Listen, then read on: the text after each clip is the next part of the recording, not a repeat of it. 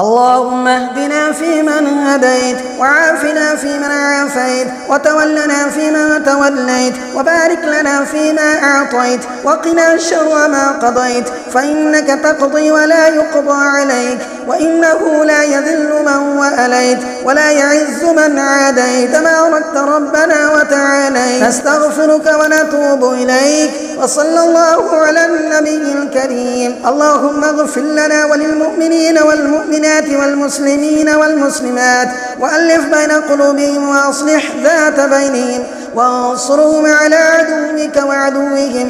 اللهم لعن الكفرة الذين يصدون عن سبيلك ويكذبون رسلك ويقاتلون أولئك. اللهم خالف بين كلمتهم وزلزل أقدامهم وشتت شملهم وفرق جمعهم، وأنزل عليهم بأسك الذي لا ترده عن القوم المجرمين. وصلى الله على النبي